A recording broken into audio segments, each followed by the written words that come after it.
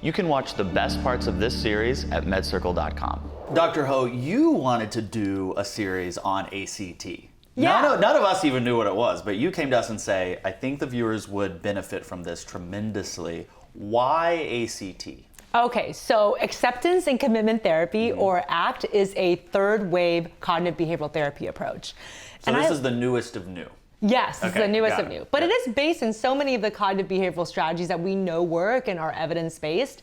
And it adds an additional layer. And I think what's interesting about ACT is that it really emphasizes that you don't have to wait until your suffering is over to begin living your best life. So this idea could be kind of paradoxical, but actually it's not.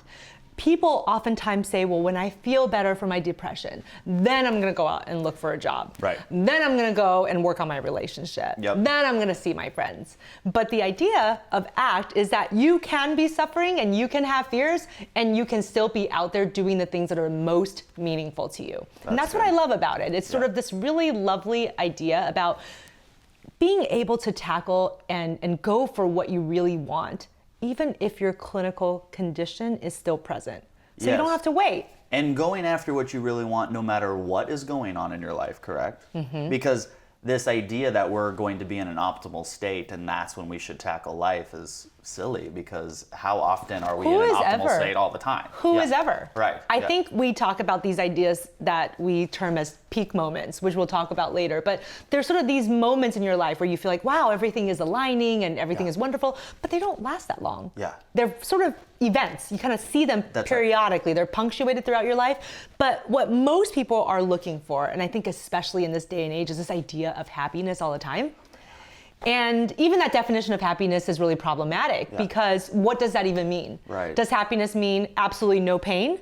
Because if you think about some of the most meaningful things that you've ever gotten in your life, there's been ups and downs. There's been labor involved in getting to that next goal. And so if you think about happiness as sort of just devoid of any kind of negative feeling, who can live like that for years at a time? No one. You said something the first time we ever interviewed.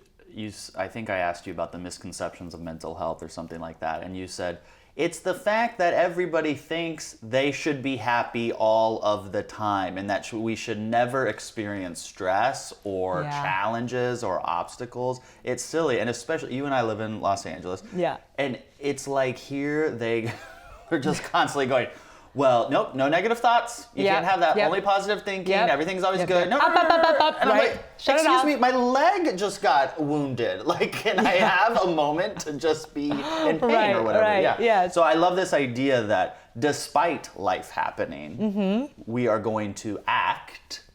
One of many act puns, I'm sure, during this series. We will act through that and still live as optimally as possible. Exactly. And that's why we refer to this approach as ACT, because it's about acting. It's about moving forward, and people become so paralyzed and become, in a sense, self-absorbed by their pain. They only reflect about how painful their life is, how horribly stressed they are, and they don't act anymore. They don't actually live their life. And that's why I love this approach, because it's all about living your best life. I love it. Okay, so ACT stands for Acceptance and Commitment Therapy. Yes. So is this something that has to be done with a therapist? Well, there's actually a couple of really good self-help books out there in this subject, and you can utilize a lot of the approaches on your own with the guidance of these books. One of my favorites is Russ Harris's book called The Happiness Trap. So Russ Harris wrote a book about the happiness trap because, again, this idea of happiness is a trap, and everybody is trying to pursue it, and guess what? It doesn't exist. And so this is sort of his introduction to his book that has a lot of practical strategies that you can use on your own. But I think if you have a more serious condition, it's definitely better to work through it with a therapist, because that can be optimized for your individual problems, and also they can probably also help you to learn a couple of other adjunctive strategies that can also help you get some symptom relief. And when you say for more serious problems, you're referring to something like depression or anxiety or something like that? I would say the kind of depression or anxiety that has been going on for a really long time. Maybe it's been throughout your whole life and you only feel better for a couple months at a time and you're back in it again. Things that are a little bit more prolonged and a little bit more severe and impact your activities of daily functioning. I would say that perhaps you should see a professional and ask for this therapy. Say, would this work for me? But I think if you have sort of just the periodic depression, maybe situational life stressors, or just trying to learn some new coping skills, then doing it with a book is perfectly fine.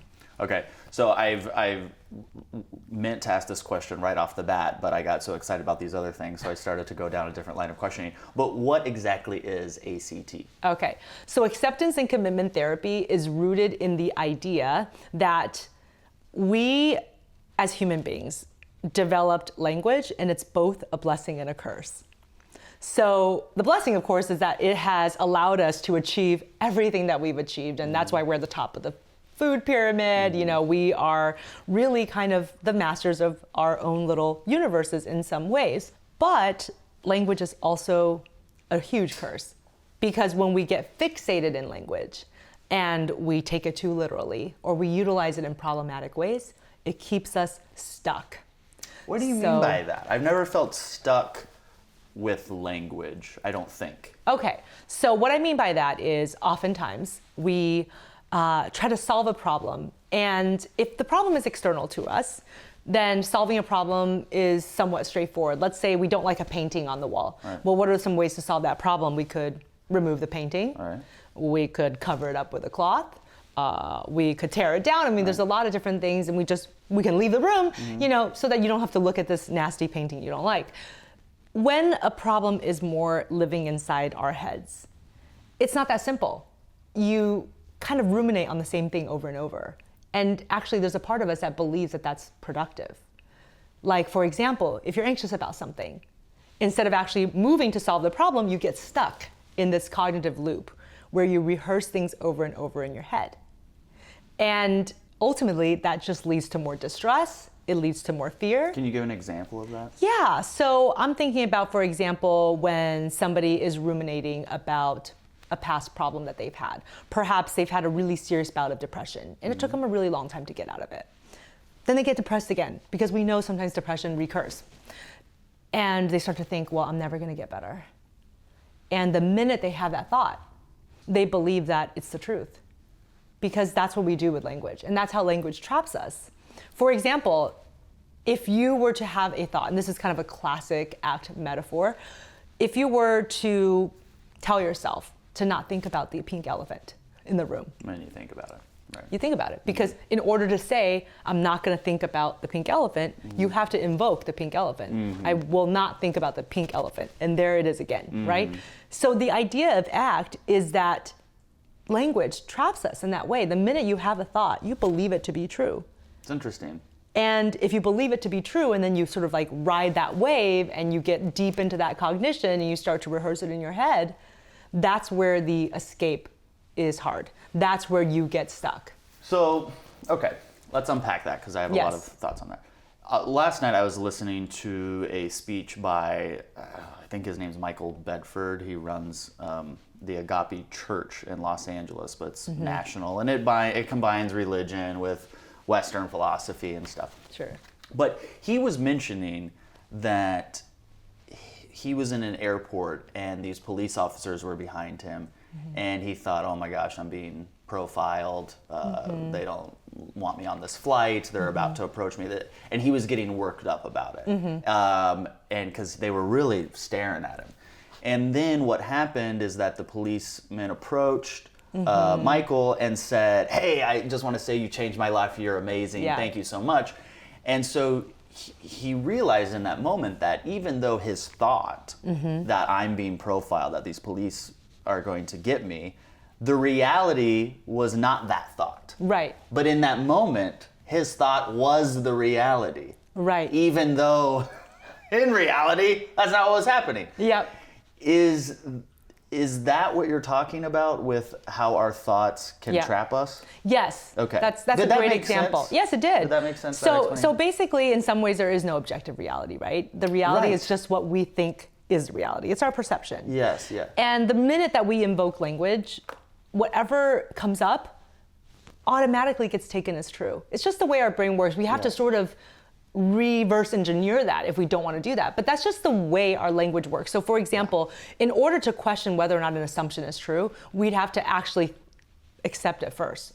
So a good example of this is if somebody says, guess what? New research came out and the Earth actually is square.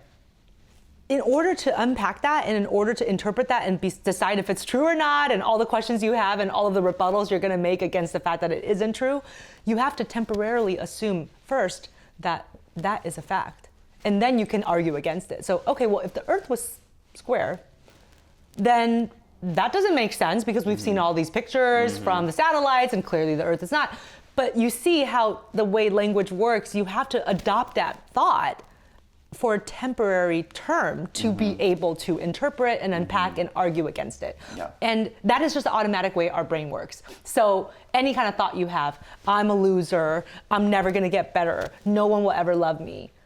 Your mind doesn't automatically say, oh, that's just a thought. That doesn't, just because I had the thought doesn't mean it's not true. The minute you have the thought, you start to think, why would I have that thought? It must be because it's true. And then you get trapped. You keep thinking about, okay, well, if I'm not going to get better, then why bother doing anything? And I don't even have that intermittent thought. If I think something, I don't even have the thought of, oh, that's the thought, so it must be true. I just go right to, well, it's already true. Exactly. As I'm saying it, I believe it. And that's how everybody is. Yeah. That's how all of our brains work. Yeah. And that intermittent thought is actually what ACT tries to get you to do as a technique. Like, wait, that's just a mental event. Yes. Let's unpack that. Is that really something or is that not something? Yes. Right? That's so good. Yeah, I love ACT. It's kind of metaphorical and kind of abstract. Anything that makes me do this, though, I'm really into. Yeah. Like, if you're explaining something and you start doing feel. this, I'm like, oh, I'm going to love this. Yeah. Well, when I first heard about ACT, I'm like, Because I have such a scientific mind that sometimes I just like things that are straightforward and easy to explain. And I think that's why I love cognitive behavioral therapy. That's my first love. But, ACT is now my second and deeper love. You're having an affair with that. Yeah, having an affair with ACT. I love it. Because I like the way that it actually decides your mind is not really just this sort of easy to sort of divide up. No, there's sort of this consciousness. There's like a process to how we use language that we weren't even aware of, and it was contributing to our suffering. Right. I never thought about it that way. I never thought of language being sort of the biggest blessing that we have as human beings and the biggest curse, but it is so true. And all of us have been there. We have worried about something, turned it over and over again in our heads for hours, sometimes at a time, and yet nothing's been done. You literally are just living in your head. Right. And that's what ACT is trying to address, because when people are distressed, that's what they often do. Thanks for watching. Your next step is to go to MedCircle.com and finish watching this series. There you can also access other series and get actionable advice and simple explanations. Continue your mental health journey at MedCircle.com, and I'll see you there.